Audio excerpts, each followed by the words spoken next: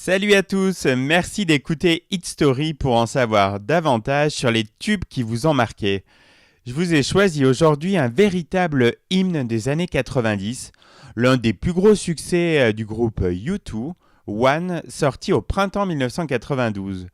De l'aveu même des membres du groupe, One fut la chanson qui sauva U2 et évita sa séparation au début des années 90.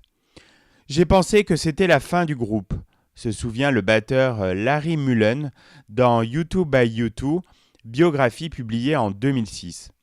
Le groupe était parti pour Berlin dans l'espoir d'y trouver l'inspiration, mais ces divergences d'opinion semblaient insurmontables. Le groupe n'arrivait à rien jusqu'à ce que One surgisse sans prévenir et tout d'un coup l'inspiration est arrivée.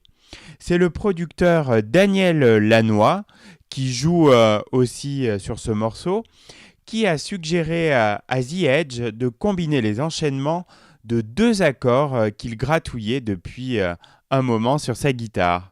Le groupe a alors achevé One en moins d'une heure.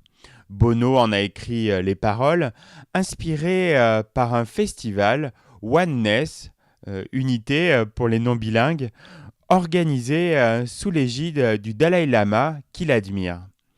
La chanson donne lieu à plusieurs interprétations concernant le sens des paroles. J'en ai dénombré au moins 4, donc chacun pourra se faire la sienne.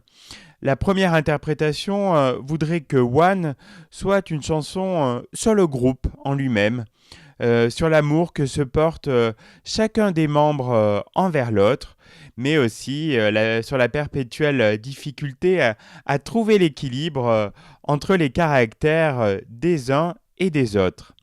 Deuxième interprétation possible, il s'agit d'une chanson destinée à une femme, une chanson d'amour. Ou bien encore, une chanson qui célèbre la réunification allemande toute fraîche.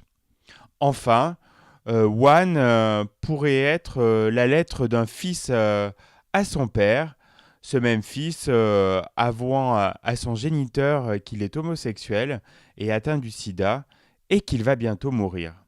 Il faut savoir à ce titre que les revenus engendrés par la chanson sont depuis sa sortie entièrement reversés à la lutte contre le sida.